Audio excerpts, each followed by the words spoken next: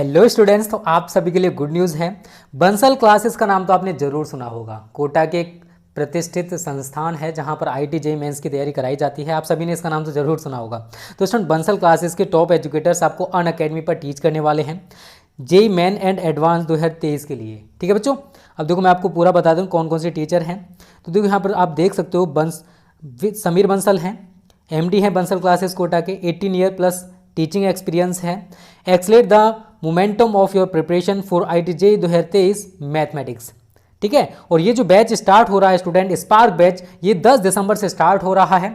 और अधिक जानकारी के लिए आप इस वीडियो के डिस्क्रिप्शन में जा सकते हो। ठीक है, यहाँ पर आप देख सकते हो student, walk the shortest path to S I T JEE 2023 with Aarti Bansal. ये है डायरेक्टर हैं बंसल क्लासेस की, इनको 20 ईयर प्लस एक्सपीरियंस है बच्चों। उसके बाद स्टूडेंट आगे बात करते हैं, यहाँ पर आप देख सकते हो ये सर हैं शहनवाज फयाज, इनको 19 प्लस ईयर एक्सपीरियंस है। और ये भी आपको 10 दिसंबर से जो बैच स्टार्ट हो रहा है स्पार्क बैच, उसमें आपको पढ़ाने वाले हैं। देखो आपको बेनिफिट्स क्या हैं इस बैच से स्टूडेंट। जेईई 2023 एस्पिरेंट्स, अगर आप 10th या 11th में हो, आने वाले हो, या फिर 10th में पढ़ रहे हो, फिर 11th में आने वाले हो, तो आप सभी के लिए बहुत बड़ी गुड न्यूज़ है। क्योंकि जैसे आपको हॉलीडे मिलेगा उसमें आपके पास प्रिपरेशन करने का मौका है with complete entire 11th portion around अक्टूबर। और अक्टूबर तक आपका जो 11th का पोर्शन है वो पूरा का पूरा कंप्लीट करा दिया जाएगा। There will be break for boards, जैसे आपको देखो बोर्ड एग्जाम्स होंगे, उसके बाद छुट्टियां मिलेंगी, उनमें आप अच्छे से प्रिपरेशन कर सकते हो। Class 10th aspirants who wants to start early and finish early and then revise, जो बच्चे 10th में हैं और अच्छे से तैयारी करना चाहते हैं और अच्छे से सिलेबस करना चाहते हैं आईटी जेईई का, तो वो बच्चे जरूर ज्वाइन करें स्पार्क बैच को। अधिक जानकारी के लिए आप इस वीडियो के डिस्क्रिप्शन में जा सकते हो।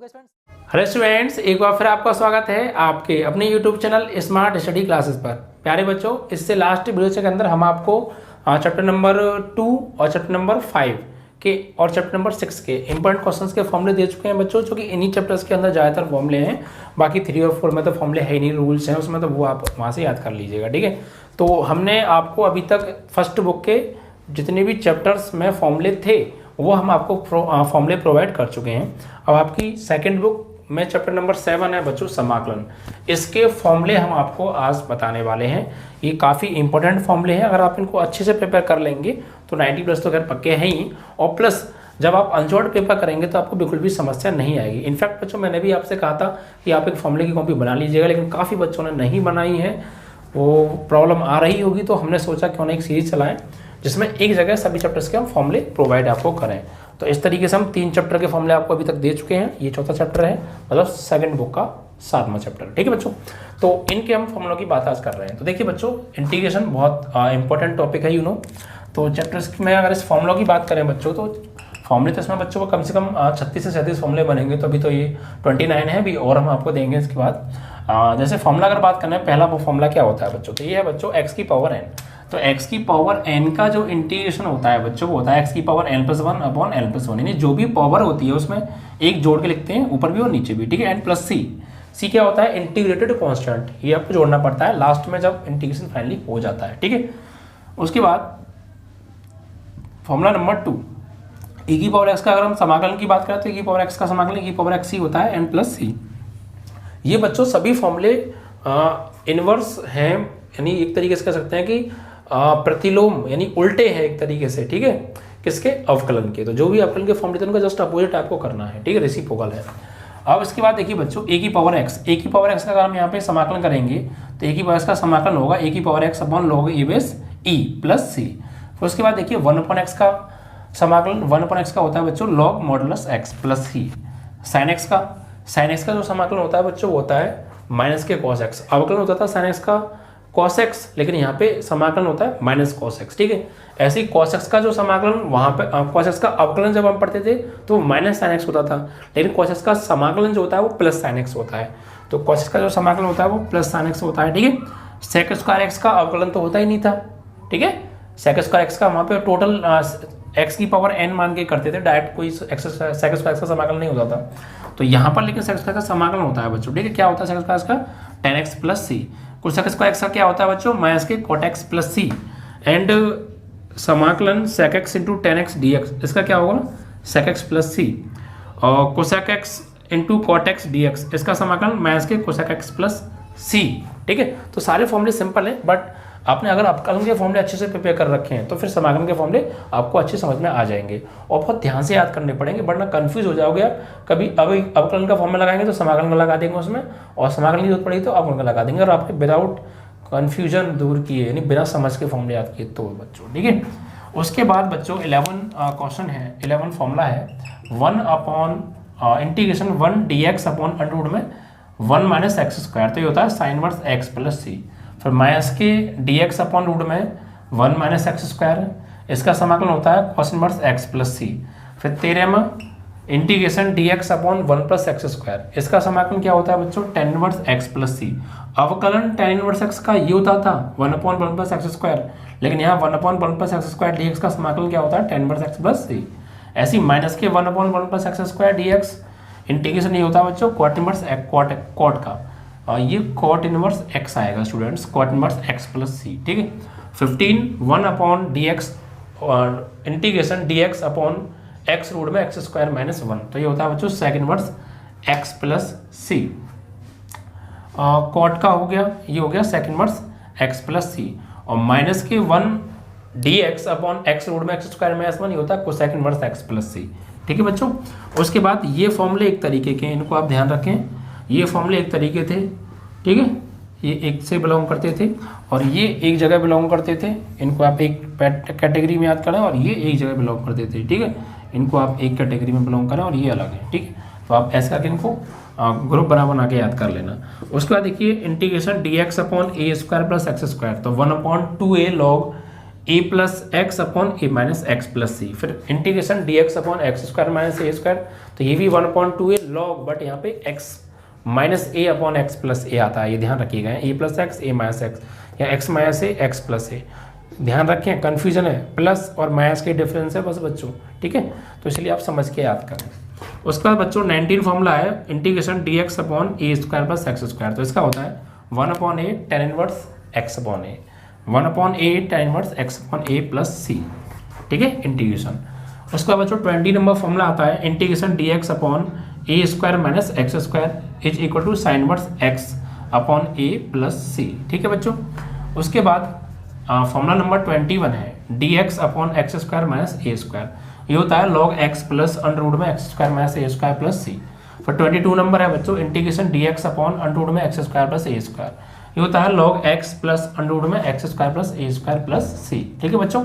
फिर 23 देखिए, इन फॉर्मूलों को आप समझ के याद कीजिएगा, ये फॉर्मूले एक हैं और ये फॉर्मूले एक हैं ऊपर वाले, ठीक है, तो इनको समझ के आप याद करें। तो integration a square minus x square dx, इसका होता है एक्स बाई 2 अंडर रूट में a square minus x square plus a square by 2 sine inverse x upon a plus c. फिर इंटीग्रेशन अंडर में x square minus a square dx, इसका होता है बच्चों एक्स बाई 2 अंडर में x square minus a square by 2 log x plus under में x square minus a square, ठीक है। तो ये फॉर्मूला और ये फॉर्मूले में सिर्फ माइनस प्लस का डिफरेंस है, उसी की वजह से यहाँ पर प्लस और यहाँ पे माइनस आया, ठीक है। बाकी जो चीज़ ये है वो आनी ही है आपकी, ठीक है। उसके बाद देखिए tan x के बच्चों दो tan x का हमने स्टार्टिंग में कोई समाकलन का फॉर्मूला नहीं पता, लेकिन बीच में आके समाकलन है tan x के दो फॉर्मूले होते हैं बच्चों समाकलन के, तो log sec x, एक माइनस के log mod cos x या log mod sec x plus c, तो आप दोनों में से कोई सा भी यूज कर सकते हैं। ऐसे बच्चों cos x की बात करें cot x का, तो cot x का फॉर्मूला होता है log modulus x log modulus sin x plus c, okay. And cosec x का होता है log cosec x minus log mod में cosec x minus cot x plus सी, और एक tan की फॉर्म में होता है बच्चों इसका log tan x by 2 plus C. sec x का बच्चों log sec x plus log modulus sec x plus tan x plus सी, और एक होता है बच्चों tan की फॉर्म में log modulus tan pi by 4 plus x by 2 plus सी, ठीक है। तो ये 29 फॉर्मूले हैं बच्चों, ठीक है। इसके बाद कुछ फॉर्मूले और हैं भी, ओके।